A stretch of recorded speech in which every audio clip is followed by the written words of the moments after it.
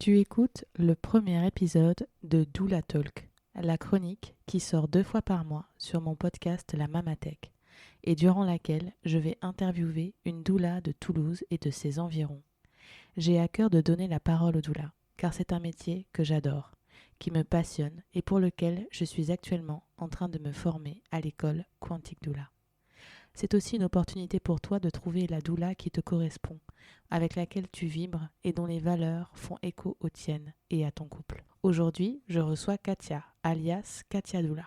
Katia est une doula avec une grande sensibilité que je pourrais nommer la gardienne de la vulnérabilité. Tu sais qu'ici, on croit en la magie. Alors, si le divine timing opère et que tu as envie d'être accompagnée par cette doula, tu trouveras toutes les informations pour entrer en contact avec elle dans la description de cet épisode. Hello, tu écoutes le podcast de la Mamatech. Bienvenue dans cet espace où je te partage mes expériences, mes ressources et mes réflexions autour de ma vie de femme, de maman et d'entrepreneur connectée et éveillée à la magie de l'univers. Je m'appelle Mélodie, je suis maman 2 fois et je suis entrepreneur depuis 7 ans. Je partage ma vie avec mon amoureux, le père de mes filles et mon partenaire d'affaires, Sébastien. J'ai eu envie de créer ce podcast parce que j'ai beaucoup de choses à dire, semble-t-il. Surtout parce que j'aime motiver, donner du grain à moudre et soutenir. Je crois profondément que le partage d'expériences est un véritable outil de croissance pour chaque être humain. Dans ces épisodes hebdomadaires, je vais rester fidèle à moi-même, bien sûr, sans filtre. Il y aura aussi des interviews de gens que j'aime et qui m'inspirent.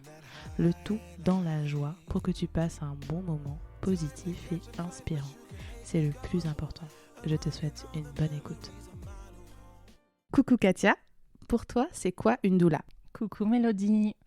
Alors, pour moi, une doula, c'est une femme qui est au service des femmes et des familles.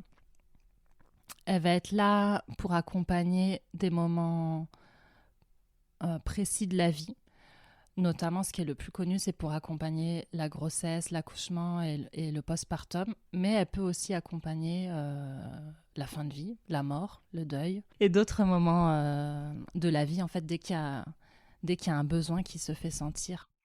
Et ce que fait la doula, à mon sens, c'est qu'elle permet d'ouvrir un espace privilégié pour la personne en face, donc soit la femme, le couple, la famille, un espace d'écoute qui va être sans jugement, en toute bienveillance, sans tabou, où on va pouvoir aborder vraiment tout ce qui nous traverse l'esprit, la tête. C'est un endroit où on va pouvoir se questionner, parler de ses émotions, de ses ressentis et être accueilli dans son entièreté, en fait. Et peut-être c'est dans des questions plus tard, mais j'ai envie de le dire maintenant. Et je trouve qu'en fait, cet espace-là qu'offre la doula, il peut permettre de cheminer sur son chemin de vie, quoi. Ok, génial. Et du coup, c'est dans ce, dans ce cadre-là que toi, tu exerces ton métier de doula, donc d'accompagnement global, comme tu disais précédemment ? Oui, alors moi, j'accompagne la grossesse, l'accouchement et le postpartum. Mais en fait, en ce moment, je suis en train de me former avec une association qui s'appelle Couleur Plume pour accompagner aussi le deuil et la fin de vie. Après, c'est vrai que dans les formations de doula, souvent le deuil, c'est quand même quelque chose qui est abordé puisque ça fait partie de la vie.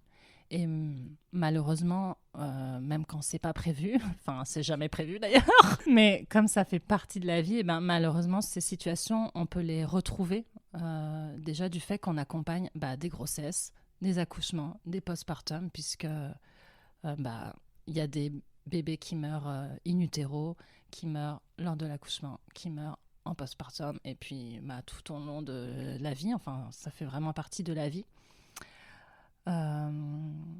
Donc oui, c'est vraiment, moi j'accompagne vraiment ça, la grossesse, l'accouchement, le postpartum, et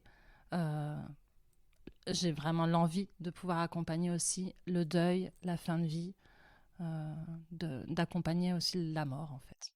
Et donc, du coup, quand tu parles de fin de vie, tu parles aussi, bon, parce que là, on parle de bébé, etc. Mais par exemple, le décès d'une personne de la famille, que ce soit un grand-parent, une tante, voilà, quelqu'un aussi d'adulte, si je peux dire, ça fait partie aussi de ce que tu fais? Oui, donc c'est ce qui va faire partie de... comme je suis en train de me former actuellement, c'est ce que je veux rajouter à mon activité. En tout cas, c'est mon projet professionnel. Et j'ai juste envie de préciser, en fait, la fin de vie, c'est un moment particulier de la vie. C'est quand on est diagnostiqué d'une maladie grave et incurable et qu'on est déjà dans un stade avancé, voire terminal de cette maladie. Donc, en fait, ça peut arriver, on peut être en fin de vie en étant... d'ailleurs, un fœtus dans le ventre, on peut être en fin de vie en étant un bébé, un enfant, un ado, un adulte et aussi une personne âgée. Mais la fin de vie, c'est pas on est une vieille personne âgée, c'est quand on sait qu'en fait il y a une mort qui est inévitable, qui va arriver du fait, voilà, comme je l'ai dit, d'une maladie grave et incurable. Ok, donc ça va faire partie prochainement de ta spécialité, du coup. Est-ce que tu as d'autres spécialités dans ton exercice de doula? Alors moi, je dirais que ce qui me plaît le plus dans mon activité de doula, c'est vraiment ce que j'expliquais au début de qu'est-ce qu'une doula, pardon. Et je pense que c'est pour ça que j'en ai beaucoup parlé à ce moment-là, c'est que pour moi, ce qui m'anime vraiment, c'est de pouvoir proposer cet espace d'écoute. Et parce que je trouve qu'en proposant cet espace d'écoute, ça permet à la personne d'en face d'avoir accès à sa vulnérabilité. Et moi, c'est ça qui me touche beaucoup dans mon activité, c'est de pouvoir proposer un espace pour la personne pour qu'elle puisse être vulnérable. Parce que je trouve que quand on est vulnérable, c'est là qu'il se passe plein de belles choses et ça me touche particulièrement. Et je pense que c'est dans ces espaces-là que ça me fait bizarre de dire ça, mais là où je suis le plus forte, quoi, là où vraiment je sens que j'ai ma place et où où je peux vraiment aider la personne en face. Et au-delà de ça, je ne sais pas si ça rentre dans ta question des spécialités, mais donc il y a l'activité de doula, mais souvent, en tout cas c'est mon cas, en tant que doula, j'ai aussi une partie bien-être en fait, où je propose des massages pour les femmes enceintes, pour les femmes en postpartum, et aussi des soins après en postpartum de fermeture. Voilà. Le rebozo, c'est de ça dont tu parles? Oui, c'est le soin rebozo qu'on fait du coup avec ma binôme, 40 jours minimum après la naissance, et après il n'y a pas de maximum, on peut le faire vraiment même des années après. Et ça d'ailleurs, j'ai envie de le dire maintenant, c'est un soin qu'on peut faire donc après une naissance, mais c'est aussi un soin qu'on peut faire pour clôture. En fait, c'est un soin de fermeture, dans le sens où on vient fermer une étape dans sa vie et en ouvrir une autre. Donc c'est très à propos au moment d'une naissance, mais ça peut être aussi fait pour tout autre moment de la vie, par exemple suite à un deuil, mais aussi pour célébrer un mariage, un changement de boulot, un déménagement. Enfin, c'est vraiment quand il y a une étape de notre vie qu'on a envie de fermer pour pouvoir en ouvrir une autre. Voilà. C'est super. Je crois savoir que tu es d'origine vénézuélienne. Ta maman est vénézuélienne, non? Est-ce que le rebozo, ça s'inscrit un peu dans dans ta lignée de femmes ou pas du tout? Comment est-ce que tu t'es arrivée à un moment donné à te dire tiens, j'ai envie de me former dans le rebozo et le proposer aux femmes? Oui, je suis vénézuélienne. Après, le rebozo, ça me vient pas de là-bas. C'est pas là-bas que j'en ai entendu parler. C'est vraiment pendant ma formation doula. On l'a abordé et ça m'a intéressée et interrogée. Et j'ai eu envie, en fait, ça a été comme un appel. Vraiment, je me suis dit, tiens, le rebozo, ça me parle, quoi. Je trouvais ça très beau. En fait, ce moment de deux femmes qui sont là pour une autre femme, ce soin qui est quand même un soin qui est long, qui dure environ 2h30, 3 heures. Donc, c'est un long moment et je trouvais ça très beau de pouvoir offrir un moment aussi privilégié à une femme en postpartum. Et du coup, j'ai décidé de me former et c'était comme la révélation, quoi. Vraiment, je me suis dit, j'ai adoré faire ça. Et enfin, les soins Rebozo, aujourd'hui, c'est quelque chose que j'adore donner. C'est des moments toujours très beaux, plein de beauté. Et ça peut être très fort aussi, plein d'émotions. Pas forcément, ça dépend vraiment de la femme et ce qu'elle a envie de vivre. Mais ouais, j'aime beaucoup ça. C'est génial. Toi, aujourd'hui, dans ton métier de doula, comment est-ce que tu te positionnes un peu dans le... On va dire dans le... Actuellement, il y a quand même pas mal de polémiques, etc. Au sujet de ce métier. Comment est-ce que toi, tu te positionnes par rapport à ça ? C'est quoi un peu ton message de doula par rapport à ce contexte ? Alors, c'est vrai que le contexte pour les doulas, il est particulier. On est parfois attaqué par les sages-femmes. On n'est pas forcément accepté, en tout cas par toutes. Et c'est pas un métier qui est reconnu, connu encore, donc c'est vraiment un contexte particulier.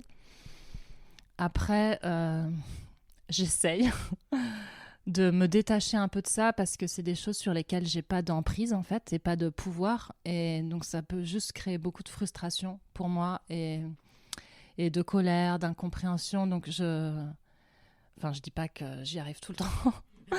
Mais en tout cas, j'essaye de me détacher de ça et de me dire, moi, je fais mon chemin. Moi, je sais en fait que ce que j'offre, ça a de la valeur. Et j'en suis convaincue. Et de toute façon, je le vois dans mon activité, dans le retour que j'ai des femmes, des couples que j'accompagne. Donc, j'essaye plutôt de me concentrer là-dessus et de me dire, en fait, ce que je fais, ça a de la valeur et je sais que ça peut changer le monde. Donc, moi, je continue à faire mon travail avec mon éthique et ma passion et mon amour. Et je me dis, petit à petit, c'est comme ça qu'on va changer les choses, en fait. Et que la vision des doulas par les autres professions peut peut-être changer et être plus acceptée. Mais bon, oui, des fois, je passe par des moments de découragement, d'énervement. Surtout, voilà, quand on voit... En fait, je pense à récemment où il y a eu cette lettre du Conseil de l'Ordre des sages-femmes qui était vraiment plutôt violent envers les doulas. Donc, c'est sûr que dans ces moments-là, il y a des moments de doute et de découragement. Mais voilà, j'essaie de me reconcentrer sur ce que je sais que j'apporte et sur la valeur que c'est. En fait. Et ce que je trouve qui est assez joli, c'est que pour moi, en tout cas, ce que tu décris d'une doula me parle beaucoup. Et j'ai la sensation qu'en fait, il y a vraiment... Alors peut-être que c'est comme ça pour tous les métiers, je sais pas, et que là, c'est parce que c'est... Mais j'ai la sensation qu'une doula, c'est vraiment quelqu'un qui travaille avec tout son cœur, quoi. Et donc, il y a une notion... de vocation, en fait, le truc... Alors peut-être que c'est comme ça pour d'autres métiers, je sais pas, mais comme je m'y intéresse pas, j'ai pas cette même approche. Mais c'est vrai que pour moi, dans le métier de doula, il y a vraiment ce truc... cet amour, en fait, ce dont tu parles, d'offrir un espace de vulnérabilité, etc., tellement important pour moi dans ce système actuel d'accompagnement à la naissance, mais en fait de tous les stades de la vie, hein, en définitive. Mais du coup, je trouve ça très beau, très inspirant. Et du coup, ça m'amène à mon autre question. Comment est-ce que tu en es venue à devenir doula ? C'est quoi ta doula history un peu ? Raconte-nous. J'aime bien ton terme de doula history. En fait, moi, j'ai suivi un parcours un peu classique, j'ai envie de dire, où voilà, j'ai fait mon bac et tout, et derrière, il fallait faire des études. Tu vois, il y a beaucoup ça dans ma famille. En tout cas, moi, je l'ai beaucoup intériorisé, que c'était important de réussir. Et réussir, ça veut dire faire des études. Et du coup, j'en ai fait, mais sans grande conviction, tu vois, je suis allée quelque part, mais ça ne m'appelait pas vraiment, tu vois. Mais c'était pour répondre un peu à ce que je sentais comme une injonction de ma famille, même si ça ne m'était pas dit verbalement. Et donc voilà, j'ai fait mon master. J'ai eu un master, voilà, bac plus 5, machin. Hop, coché. Et j'ai commencé à travailler dans des grands groupes industriels. En fait, je travaillais dans des trucs rien à voir avec... forcément maintenant. J'étais cadre et j'étais responsable de l'hygiène, sécurité, environnement pour des grosses boîtes. C'est tout ce qui est lié aux conditions de travail. Mais je trouvais que c'était il y avait tellement d'hypocrisie. Pour moi, c'était très fou, en fait. J'avais l'impression que c'était que de l'image et que mon boulot, il servait à rien. Et donc, c'était très frustrant, mais je ne trouvais pas ma voie. Je savais que c'était pas ça. Je me disais, je sais, en fait, que je ne vais pas faire ça toute ma vie parce que c'est pas possible, en fait. Ça me mangeait, quoi. Je m'épanouissais pas du tout là-dedans, mais je ne trouvais pas. Je trouvais pas ma voie. À chaque fois, j'avais des idées, mais il manquait toujours quelque chose, tu vois. Et pour ma première grossesse, j'ai fait une fausse couche, en fait. Et suite à cette fausse couche, je sais plus trop comment, honnêtement, mais je suis tombée sur les doulas. Et là, ça a vraiment été une révélation. C'est-à-dire que vraiment, j'ai trouvé ça, je me suis dit, genre, oh mais mon Dieu, en fait, c'est ça. C'est exactement le métier que j'ai envie de faire. Ça réunit toutes mes valeurs, ça réunit tout ce qui est cher à mon cœur. C'est un métier important où il y a... Moi, j'ai des valeurs de féminisme très, très importantes. Je trouve qu'il y a beaucoup de féminisme dans les doulas. Il y a le respect, la tolérance, l'ouverture aux autres. C'est un métier où on se sent utile, où on aide les gens. Enfin, il y avait tout ça qui était réuni. Et voilà, ça a été la révélation. J'ai cherché sur Internet tout de suite comment on fait pour faire ce métier. À l'époque, du coup, moi, c'était en 2019. À l'époque, il y avait 2 formations qui existaient. Une avec l'Institut de formation doula de France et une autre avec le CEFAP. Et du coup, j'ai posé un dossier pour l'Institut de formation de doula de France et j'ai été prise. Et quelques mois après, je démarrais ma formation. Tu vois, j'ai démarré en janvier et j'ai fait ma fausse couche en juin. Et dans ce petit laps de temps, tout s'est enchaîné parfaitement, j'ai envie de dire. Incroyable, c'est super parce que tellement loin de ton premier master. C'est génial. Et du coup, toi, après, tu as été... tu as eu une doula après parce que tu as un fils aujourd'hui?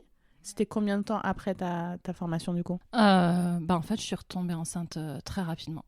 Je crois que ça fait 3 mois. En octobre, je suis retombée enceinte.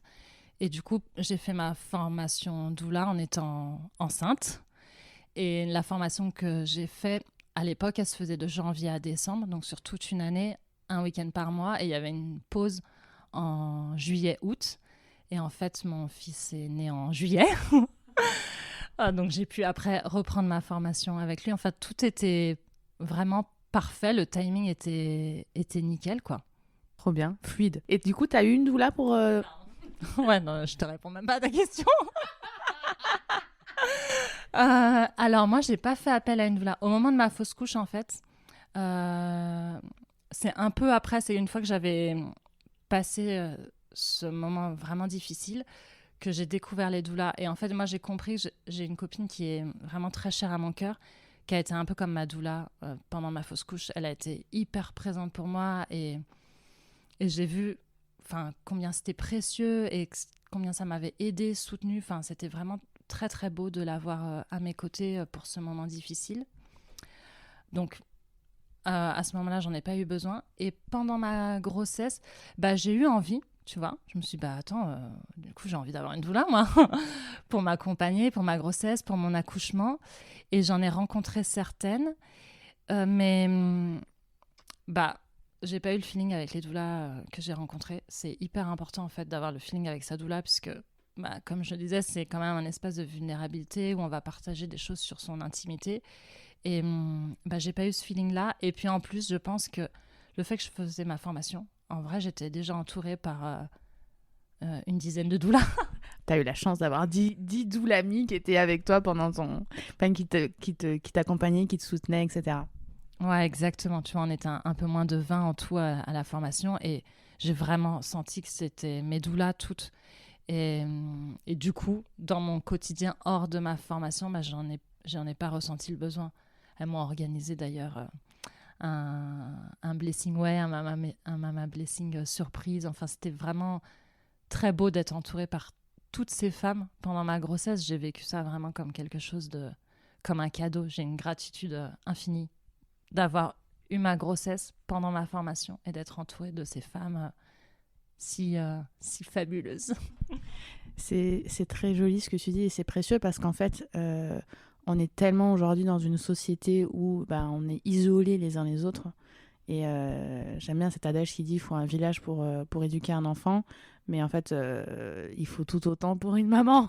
Et du coup, aujourd'hui, la doula, pour moi, elle a effectivement aussi elle vient à un moment donné faire, je vais pas dire combler, mais si, en fait, un peu le fait que, mine de rien, on est isolé. Il n'y a plus cet esprit de groupe, de tribu, de femmes. Voilà, il y a tellement de... On est tellement loin des fois aussi de notre famille, que ce soit au niveau géographique, mais aussi au niveau comment philosophique. Enfin, je veux dire, du coup, c'est pas évident de trouver sa tribu en fait, son socle. Et du coup, c'est ce que tu as pu réellement bénéficier. Et c'est merveilleux en fait. Ouais, c'était vraiment ça. Enfin, vraiment, c'était fou. En fait, dans ma vie, j'ai jamais reçu autant d'amour que pendant cette formation. Et en plus, dans un moment comme ça, si particulier, où tu es enceinte, moi, je me sentais vraiment entourée d'amour, quoi. C'était très beau et très confortable d'avoir toutes ces femmes autour de moi qui étaient là, toujours pleines d'attention, de petits gestes, vraiment des choses simples, mais qui, en fait, c'est ça dont on a besoin. Ça remplit vraiment notre cœur, ça m'a nourri. Enfin, c'était... Ouais. On veut avoir 10 doulas autour de nous tout le temps. Ah là là, j'adore. Le métier de doula, c'est un métier qui est... en fait, tu es indépendante, tu es entrepreneur. Comment est-ce que tu navigues dans entre ce métier, cette vocation qui t'anime, etc. et ce statut d'entrepreneur, cette liberté, on va dire, mais qui, bon, dans le fond, a aussi tout son lot de contraintes, etc. Comment est-ce que tu arrives à naviguer là-dedans, dans ta vie de j'allais dire de maman entrepreneur, oui, c'est ça, de maman doula entrepreneur. Comment tu navigues là-dedans? C'est pas toujours facile d'être auto-entrepreneur et... Par rapport à ma vie de maman, je trouve que ça va, que maintenant il y a un équilibre. En fait, mon fils, donc j'ai un fils et il a 3 ans et demi. Donc il est à l'école. Donc déjà, ça facilite parce que tu vois, dans la journée, je peux travailler, quoi. J'ai pas à m'occuper de lui. Donc ça, c'est une chance, quelque part. Ce qui est difficile de la vie d'entrepreneur, je trouve, c'est qu'on fait tout. C'est-à-dire que, en fait, je ne fais pas que mon métier de doula. Je dois faire à côté tout plein d'autres métiers. Je dois être communicante, je dois être comptable. Tu vois, il y a toute cette partie-là de la paperasse qu'il faut faire et surtout se vendre. Et en fait, il faut aller chercher les clientes. Mon salaire ne tombe pas à la fin du mois. Par une chef ou un chef qui me ferait un virement sur mon compte en banque, quoi. Donc, je trouve... Enfin, personnellement, c'est vraiment la partie la plus difficile pour moi, c'est ça. C'est le côté communication, aller chercher des clientes et peut-être parfois la solitude, mais que je ressens beaucoup moins en ce moment, parce que vu que je fais ma formation, je suis beaucoup plus entourée. Mais c'est quand même un métier... seule, quoi, enfin qu'on fait toute seule. Tu parlais tout à l'heure d'une personne avec qui tu fais les soins Rebozo. C'est aussi une doula, c'est une amie, comment ça se goupille? Ouais, c'est du coup une amie et une doula amie. Les nouveaux termes, doula-amie. C'est des petits termes qu'on aime bien entre nous, quoi, dans le monde des doulas. Dans la petite bulle des doulas. Ouais, c'est ça. C'est une amie que j'ai rencontrée pendant ma formation, en fait. On a fait la formation doula ensemble et ça a bien matché entre nous et on avait envie de créer quelque chose ensemble. Et le soin Rebozo, c'est venu comme une évidence, tu vois. On s'est dit, mais en fait, c'est ça et on adore les donner ensemble. Donc oui, en fait, il y a ce côté seul, mais pas tout le temps. Là, par exemple, quand je fais des soins Rebozo, on est à 2. Et après, dans ma vie de tous les jours, en fait, j'échange beaucoup avec des copines doula. C'est hyper important, en fait, pour prendre soin de moi, de pouvoir débriefer, toujours, bien sûr, en maintenant la confidentialité de mes clientes, mais mais de pouvoir débriefer quand il y a des choses qui sont difficiles pour moi, d'avoir des espaces en fait où moi-même je peux être vulnérable et où je peux juste parler de ce qui me traverse. Et donc je fais ça avec mes copines doula. Finalement, mes copines doula sont un peu mes doulas et moi je suis un peu leur doula aussi. Il y a un espèce de comme ça d'échange de doulatitude. Alors, j'adore ça parce que ça faisait partie du premier module de la formation de Quantique Doula que je suis en train de suivre. C'est comment être sa propre doula, en fait. Et ça commence par ça. Et c'est pour ça que je trouve que c'est un métier fantastique parce que c'est typiquement un métier dans lequel on ne peut pas être le fameux cordonnier mal chaussé qui se prête à tellement d'autres métiers. Mais je sais de quoi je parle parce que Sébastien, il a toujours un vélo pourri. Non, j'exagère, mais concrètement, voilà, il y a beaucoup de métiers dans lesquels mais on tombe rapidement en fait dans cette notion où on va donner on va donner, ou produire, mais en se faisant passer après. Et ce que j'adore dans ce métier de doula, c'est qu'en fait, déjà, pour être une bonne doula pour les autres, il faut déjà être une bonne doula pour soi. Et du coup, être bien entouré, entourer les autres, etc. Et c'est parce que sinon, on peut pas. À un moment donné, ça fonctionne pas en fait. L'échange avec la cliente, avec le couple, etc. ne peut pas être fluide si toi déjà tu fais pas ce travail au quotidien de prendre soin de toi, etc. Ouais, c'est essentiel en fait. Pour prendre soin des autres, il faut vraiment prendre soin de soi. Et d'ailleurs, c'est quelque chose aussi qu'on dit aux jeunes mamans, que c'est important qu'elles s'écoutent et qu'elles prennent soin d'elles pour pouvoir prendre soin de leur bébé. On devrait le dire aussi aux jeunes papas, hein. Mais dans la réalité, on le dit souvent aux jeunes mamans. Et c'est essentiel en tant que doula, en tout cas c'est ma vision, de prendre soin de soi, de ne pas garder les choses pour soi, d'avoir aussi ces espaces-là où on peut parler de ce que c'est venu remuer. Parce qu'en fait, des fois, les rendez-vous, ils peuvent venir remuer des choses en nous. Et il faut pouvoir faire ce travail, en fait, de prendre de la distance et de comprendre que des fois, ça remue des choses, mais qu'en fait, ça remue des choses parce que ça vient remuer des choses dans notre histoire et que ça nous appartient à nous, que ça n'appartient pas à la personne qu'on est en train d'accompagner. Donc ces espaces-là, ils sont nécessaires pour ça, pour faire cette distinction, prendre ce recul. Et je pense aussi que pour être en tout cas moi, pour être une bonne doula, j'ai eu besoin de travailler des choses sur moi. Et c'est des choses qu'on a travaillé déjà de par la formation. En fait, la formation, ce qu'on voit en formation, ça remue forcément des choses dans son histoire. Et du coup, c'est l'occasion de faire ce travail, de prendre conscience de qu'est-ce qui est en nous, quelle est notre histoire, quelles sont nos blessures, comment on peut faire pour venir apaiser tout ça, ou en tout cas avoir conscience des endroits où c'est difficile pour nous, où il y a des blessures, où du coup ça peut être peut-être des limites dans certains cas pour les accompagnements. Et je trouve que pour moi, encore une fois, ce travail, il a été essentiel et puis il l'est toujours. En fait, ce travail, il se termine jamais. termine jamais. Et du coup, c'est pour moi important de continuer de le faire. Tu vois, par exemple, là, avec ma formation, je continue de faire ce travail sur moi. Je vais même plus en profondeur. Il y a toujours des choses, en fait, à venir travailler pour venir apaiser sa propre histoire et du coup, ne pas reporter ça sur les personnes qu'on accompagne. En fait, de ne pas faire de projection sur les personnes qu'on accompagne. Ouais, de ne pas faire de transfert, quoi. Ouais.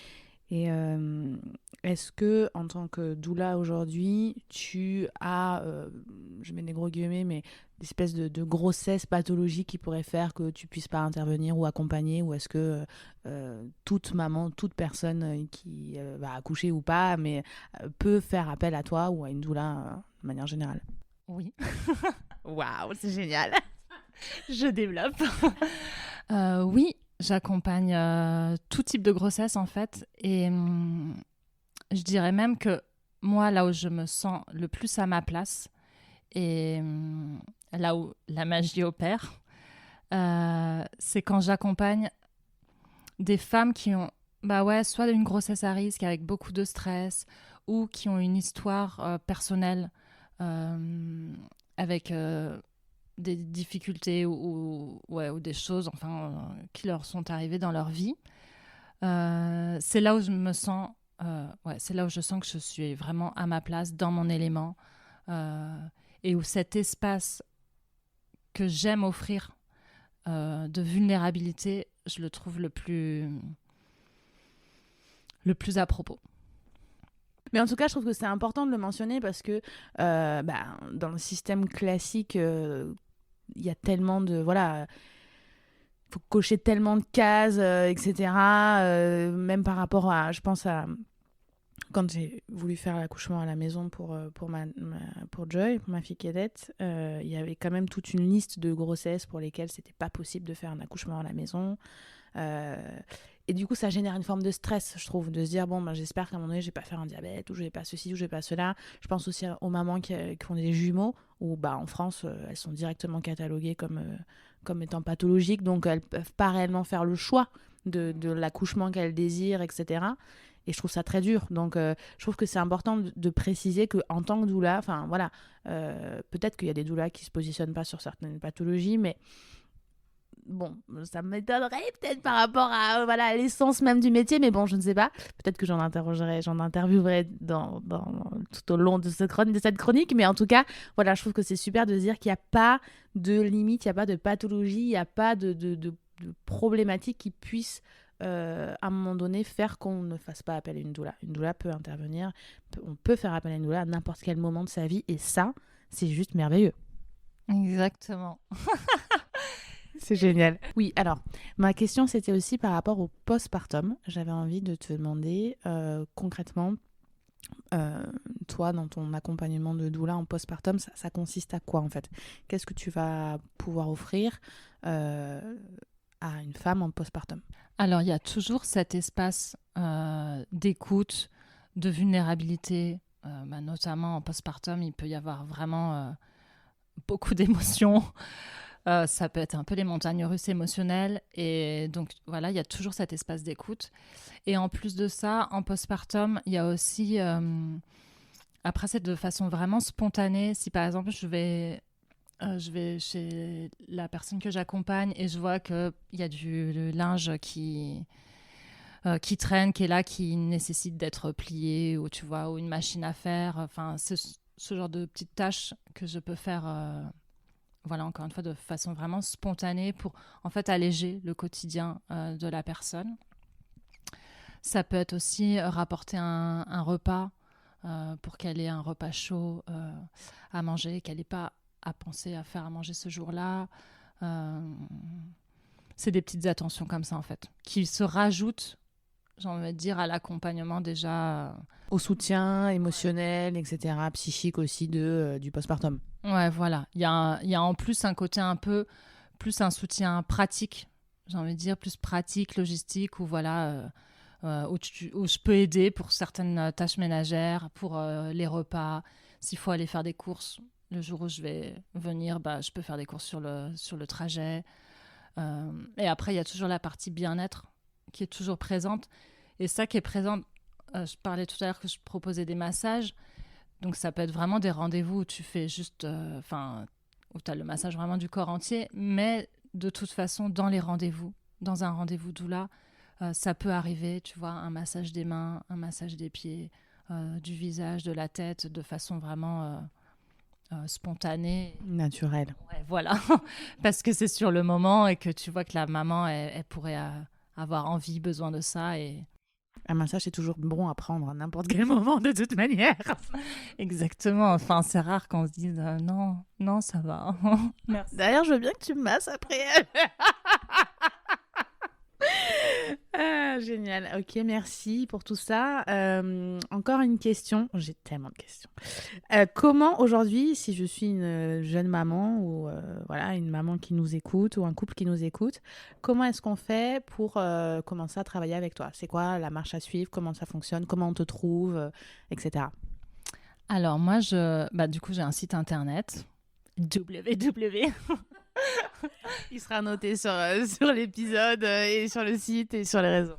Voilà, mon katiadoula.com. J'ai aussi une page Instagram et une page Facebook, pareil, Katia Katia.doula, je crois. Genre la meuf, elle connaît même pas exactement son truc. J'hésite s'il y a le point, c'est peut-être Katia Doula. Bon bref, vous me trouverez. Et donc moi, ce que j'aime bien faire, souvent je propose un appel de 30 minutes environ, que j'appelle appel découverte, mais qui est un appel où le but c'est de faire déjà connaissance. Où je vais demander à la personne de se présenter, moi je me présente, la personne, je lui demande aussi quels sont ses besoins, ses attentes. Et je vois en fait si ça match avec ce que moi je propose. Donc le but de ça, c'est déjà de voir si nos attentes elles matchent, mais aussi si nous, on match entre nous, parce que j'en parlais tout à l'heure, c'est hyper important qu'il y ait un bon feeling. Et s'il n'y a pas de feeling, en fait, c'est OK. Peut-être il y aura un feeling, enfin sûrement même avec une autre doula. Mais ce feeling-là, il est hyper important, puisque, encore une fois, en tout cas, j'offre un espace d'écoute pour que la vulnérabilité elle puisse être là. Et en fait, ça, s'il n'y a pas la confiance, s'il n'y a pas le feeling avec la personne en face, ça va pas le faire, quoi. Ah non, mais ça c'est clair, ça matchera pas. Donc, c'est vraiment hyper important. Et ça, je le rappelle beaucoup pendant cet appel. Que voilà, le but, c'est vraiment de ça, de voir si déjà on sent... souvent, ça se sent très vite si on a le feeling avec quelqu'un ou pas.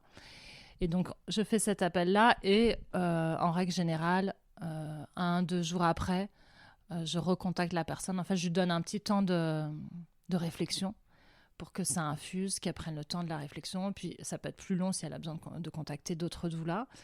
Et de là, on voit pour partir ou pas ensemble. Et ça, c'est après, donc partir ensemble, c'est un accompagnement un peu sur mesure, en définitive, en fonction du besoin de ta cliente ou du couple, en tout cas, ou de la personne qui a besoin de toi. Tu vas un peu t'adapter, faire sur mesure. Il n'y a pas une grille, je veux dire, comme un ostéopathe ou je ne sais pas. C'est vraiment quelque chose d'adapté pour chaque personne. C'est ça ? Ouais, c'est complètement adapté aux besoins, en fait, de la cliente ou du client. Et après, moi, en fait, je fonctionne de deux façons. Soit c'est des rendez-vous ponctuels, soit, en effet, c'est vraiment un forfait, mais là, c'est sur mesure en fonction, peut-être, je vais te dire n'importe quoi, mais peut-être la cliente, elle sent qu'elle va avoir besoin de 4-5 rendez-vous et peut-être 1 ou 2 massages. Et elle a aussi envie de faire un blessing way pour célébrer sa grossesse et un soin rebozo. Enfin, là, je te fais la totale. Le all-inclusive doula. Et une présence à l'accouchement et tadadadada. Bref, en tout cas, elle me fait ça comme sa liste d'envie. Et de là, moi, je lui calcule. Tu lui fais après une proposition en fonction de toi. Mais en tout cas, voilà, il y a aussi cette flexibilité, ce qui est génial en fait. Enfin, moi, je trouve ça un métier merveilleux.